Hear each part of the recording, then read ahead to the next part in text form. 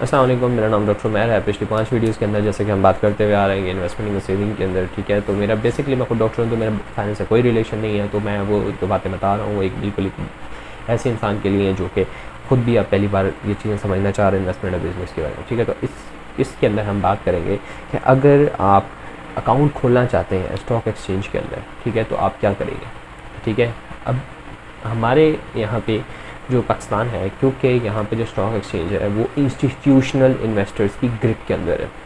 अब ये क्या होते हैं, इंस्टीट्यूशनल इन्वेस्टर होते हैं बड़े बड़े बैंक्स, ठीक है, बैंक्स की और बड़े बड़े लोग जिनके पास पैसा बहुत है, यहाँ म्यूचुअल फंड ओनर्स, ठीक है, म्यूचुअल फंड की कंपनीज वगैरह, ठीक है, ये बड़े बड़े इंस्टीट्यूशनल इन्वेस्टर्स कहलाते हैं, ठीक है। अब म्यूचुअल फंड्स क्या होते हैं उस पर मैं आगे चल के बात करेंगे, ठीक है। तो हमने बेसिकली स्टॉक मार्केट के अंदर हम इन्वेस्टमेंट करना चाहते हैं, तो हमारे पास 2 ऑप्शन हैं, ठीक है। क्योंकि मैंने आपको बताया कि जो स्टॉक मार्केट है वो बुनियादी तौर पे इंस्टीट्यूशनल इन्वेस्टर्स की ग्रिप में है, उसमें म्यूचुअल फंड ओनर्स भी हैं, ठीक है। अब म्यूचुअल फंड क्या होता है जनाब, म्यूचुअल फंड जो है, ठीक है, तो वो एक किस्म का यूँ समझें कि आपके पास आपने एक ज़मीन खरीदनी थी, एक प्लाट खरीदना था, ठीक है। आपके पास पैसे इतने नहीं थे, लेकिन 10 लोगों ने सोचा, मतलब अपने प्लाट खरीद से बिज़नेस उस पर एक HBL का प्लाजा खड़ा करना था, ठीक है, मिसाल है।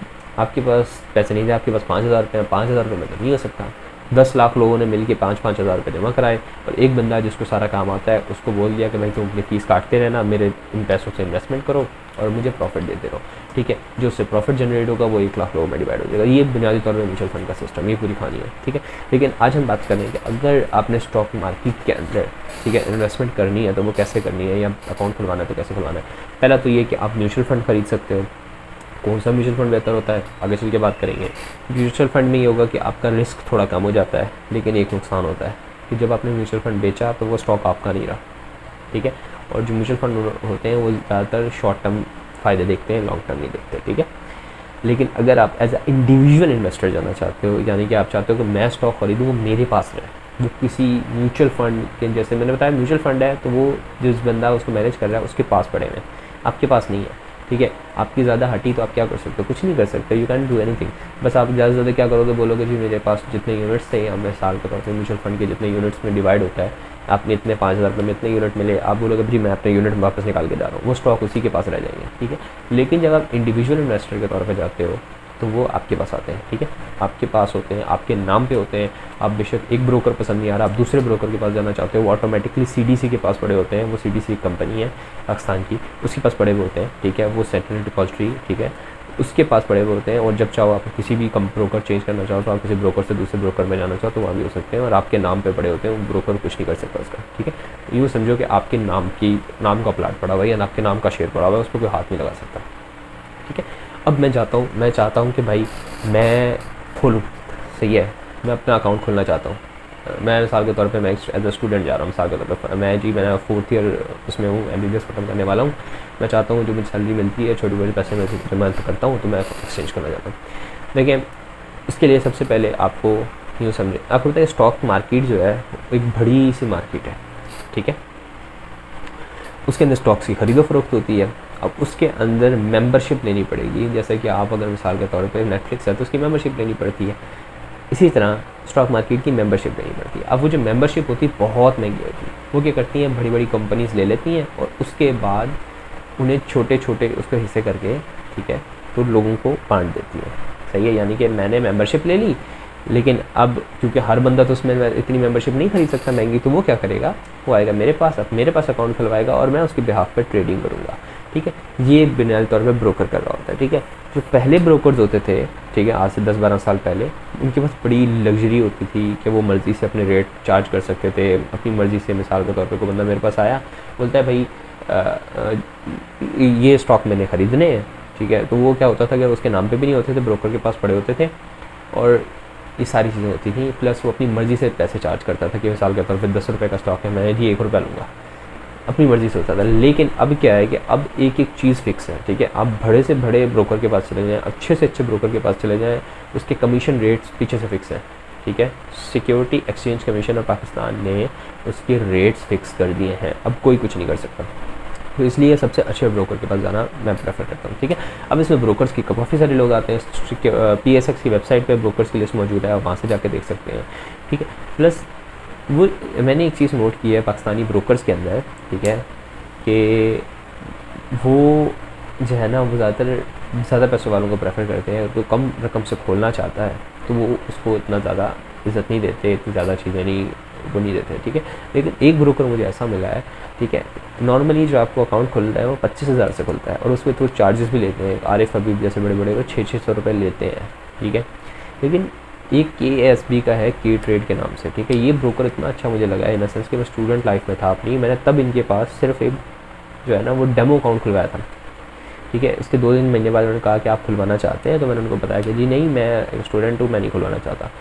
उन्होंने कहा कि नहीं, आप बहुत ही कम रकम से खुलवा सकते हैं, प्लस आपके जितने अकाउंट्स के हैसल्स हैं वो हम देखेंगे, ठीक है। मैंने बताया कि मैं जो है उस वक्त माइनर होता था मैं, तो मैंने बताया नहीं जी आपका कोई इशू नहीं है, हम आपकी चीज़ें सारी फैसिलिटेट करेंगे, आपके फादर के बिहाफ रिगार्डिंग, मतलब उन्होंने बड़े अच्छे तरीके से डील किया। हालांकि मैंने उन्हें बताया कि मैं ज़्यादा से ज़्यादा 5,000 से ऊपर नहीं दे सकता। मैंने कहा ठीक है, इशू नहीं है, कोई प्रॉब्लम नहीं है। लेकिन जो बड़े बड़े ब्रोकर्स हैं वो आपको इतनी इज्जत नहीं देता है, ठीक है। के ट्रेड एक बड़ी अच्छी इन सेंस है कि उन्होंने इनिशिएटिव लिया हुआ है कि वो छोटे छोटे यूनिवर्सिटीज़ के स्टूडेंट्स को टारगेट करके वहाँ से निकालते हैं, ठीक है, ताकि लोगों के अंदर स्टॉक मार्केट का एक अवेयरनेस पैदा हो, क्योंकि लोगों को पता ही नहीं होता, ठीक है। मैं डिफरेंट स्टोकर से मैंने बात की, मैंने आरिफ हफीब का ट्राई किया, मैंने डिफरेंट करके, लेकिन उन्होंने इतनी इज्जत नहीं दी। लेकिन जब मैंने के ट्रेड वालों से ट्राई किया तो दे वर सो गुड, ठीक है, कि उन्होंने मुझे हर चीज़ में फैसिलिटेट कर रहे थे। सही है, तो मुझे इसलिए के ट्रेड पसंद है। अच्छा, आगे चलते हैं। हम कहाँ थे कि ब्रोकर कौन सा, देखिए आपको बताया रेट सबके फ़िक्स हैं, उसमें जो है वो अकाउंट में, ठीक है। अब रेट सबके फ़िक्स हैं, प्लस एक और चीज़ होती है जो चीज़ के आपके पास जो शेयर्स आपने ख़रीदे हैं वो आपके पास रहेंगे, मतलब CDC के पास पड़े होंगे, वो शेयर्स ब्रोकर के पास नहीं होते, आपके नाम पे होते हैं। जब आप चाहे निकाल सकते हैं, जब चाहे कर सकते हैं, ठीक है। ये कहानी हो गई सारी। अब कैसे आप खुलेंगे, देखिए अगर आप स्टूडेंट हैं, ठीक है, तो आपके फादर के बिहाफ पे खुलेगा, ठीक है, उनकी पे स्लिप्स लगेंगी, उनका इनकम ऑफ प्रूफ लगेगा। लेकिन आप स्टूडेंट हैं और अगर आप खुद एडल्ट हैं तो आपका लगेगा। इसमें आपको क्या क्या चाहिए होता है, सबसे पहले आपको मांगेंगे एक मैं के ट्रेड का बता दूं, के ट्रेड मुझे इसलिए पसंद है क्योंकि सारी चीज़ें भी मेरी उन्होंने की, मुझे जाना भी नहीं पड़ा, मुझे उनके एक बार भी उनके पास जाके मुझे खड़ा नहीं होना पड़ा कि भाई ये कर दो।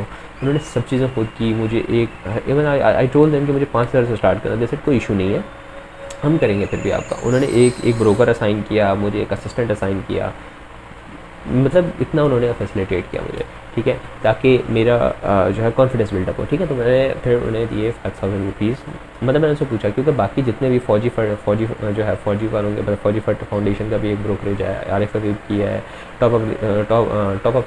टॉप लाइन सिक्योरिटीज़ की है, इस तरह AKD की है, इस तरह के डिफरेंट ब्रोकर्स मौजूद है। लेकिन के ट्रेड मुझे पसंद है। के ट्रेड वालों का आपको सिर्फ मैसेज करना है, ठीक है, या उनकी ऐप डाउनलोड कर लें आप प्ले स्टोर से या फिर एप्पल स्टोर से, और उसके बाद साइनअप कर दें और उसको बोल देंगे जी मुझे करना है, ठीक है। तो वो आपसे कोई ना कोई उनका रब्ता बंदा नुमाइंदा आपसे बात करेगा, आपको बोलेगा ये चीज़ें चाहिए, आपको CNC मांगेंगे, ठीक है, आपका income of proof, bank statement, salary slip, ठीक है, आपके मदर फादर का डिटेल्स वगैरह, ठीक है, बस ये बेसिक चीज़ें रिक्वायर्ड होती हैं, ठीक है।